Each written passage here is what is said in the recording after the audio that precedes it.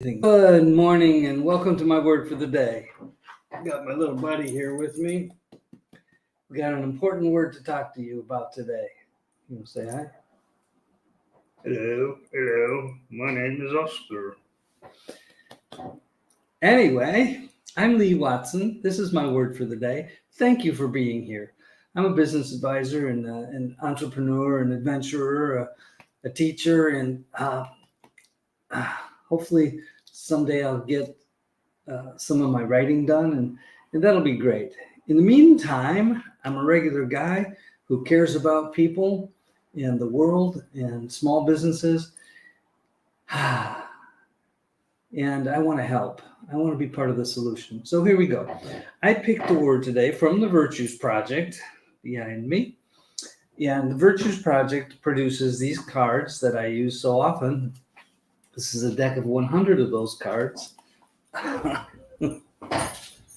And so I picked one randomly today, and it turns out I haven't done this word in over a year, and it's a really important one.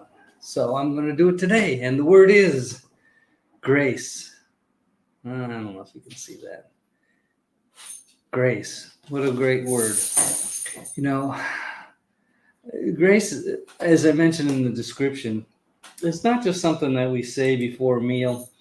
Grace is something that we receive and hopefully we give to others. It comes without strings. It comes whether we deserve it or not, and we give it whether the other person deserves it or not, and it makes the world a brighter place. Now, things like trust, you have to earn. You have to earn that. But grace comes free. It's an awesome thing. So here we go. Let's talk about grace today. Grace is our connection to the divine, a sense that we are loved and provided for in all circumstances. It's opening ourselves to bounty. Grace inspires us to give unconditional love to others. When we are gracious and elegant, others are drawn to our company.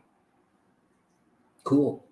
With grace, we can turn every communication and relationship into a thing of beauty. We grow in grace when we treat others with dignity, kindness, and exquisite courtesy, and whenever we forgive. When we forgive others, we are expressing our willingness to be grace-filled, to show them grace, because we all make mistakes. And when I make mistakes, it's awesome when I receive grace from people or from God, whatever it is. Grace is a big part of my life. I need it, and I show it whenever I can. Don't always do the best job of it, but I really want to. As we connect deeply with grace, we become the presence of grace to others. That's a great thing. If we can become that presence of grace to others, that means that people can relax a little bit more around us. People know that we care about them. They know that we have that love and peace and joy and all those fruits of the Spirit, as they're called. And it just it produces that light in the world that is so comforting and warm and yeah, that's a good thing. The picture on here shows an ocean, and when I think about grace, I think about all the times that I've been out on the water sailing, and sometimes, sometimes the weather can be really, really challenging.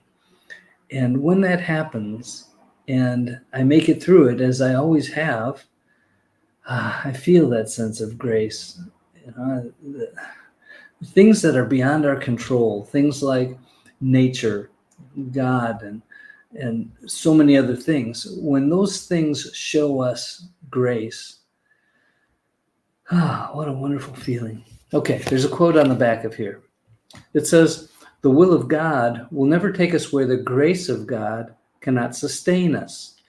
And you could replace God with people here, or nature, or so many other things. Wherever we can find grace, we can plug it right into this quote. And that was from Peter Fedema.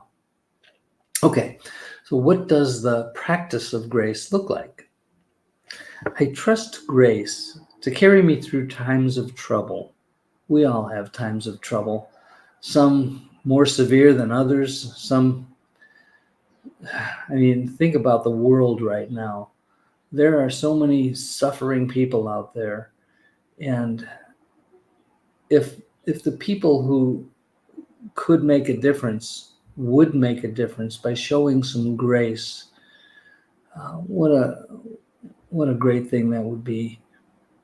I don't have the solutions to all our geopolitical challenges and all of that stuff, but it sure would be nice if people would treat each other with more love and grace and kindness. Yeah, I don't wear my rose-colored glasses, but they're just part of my eyeballs now. So I see a world filled with kindness and love and peace and joy and caring. And that's the world I want to live in. And that's the world that I'm doing my best to create around me. We all live in our own little worlds. We have people who we know, people that we contact on a regular basis, and people who we may influence in some way. And if we can be that light for those people and show grace and kindness and peace and joy and love and everything else, we can make their world a little bit brighter. And when we do that, that allows them to make their world a little bit brighter. And I was walking with my buddy in a park I think it was yesterday. Time flies, And he lives in Chicago. And Chicago is thought of as a generally pretty friendly city.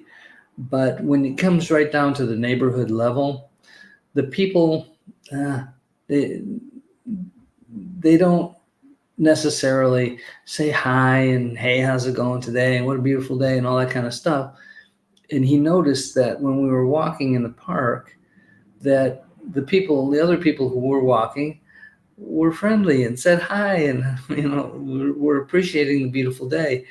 And he doesn't get to experience that all the time living in the city.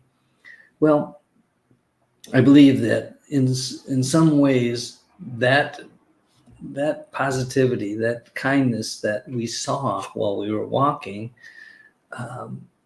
that's something that we affect. And we affect that by smiling first, by waving first, by saying something first. And I hope that I suppose there are circumstances in which it's probably safer not to do that, but I hope not. And I hope that can change. So let's think grace today. Even when people don't deserve grace, that grace that we can show them, to forgive them for whatever it was that they're doing or not doing. Let's try to do that. Okay, so what does the practice of grace look like? I trust grace to carry me through times of trouble. I'm open to abundance. I bless others with my tenderness. I'm gracious in my attitudes and actions. Now, by the way, I am a regular person and I don't always do perfectly well with all of these things, but I want to, and I care about it, and I will do my best whenever I can. I always have the opportunity to do it, but I don't always do it. Am I willing to forgive? I hope so. I do think, move, and speak with gentleness and courtesy, but again, not always. So this is an opportunity to improve for me, for you, for everybody, and to make this world a little bit better place. I'm thankful for the gift of grace, and it is a gift. We don't earn grace. It sustains my life. So that's our word today, grace. Thank you for joining me for that. I want to thank all of our sponsors. I want to thank the Virtues Project for producing these great cards that have great words on them like humanity, independence, wonder, responsibility, serenity, faithfulness, peacefulness, wisdom, sincerity, caring, certitude, initiative. These are all great words. So if you want to learn more about that, here's what you do. Go to businessbeyondnumbers.com/contact and pick a time and day and book a free 15-minute call with me. We can talk about whatever you want to talk about. It can be virtues, it can be business, it can be sailing, it can be all kinds of things that I know about.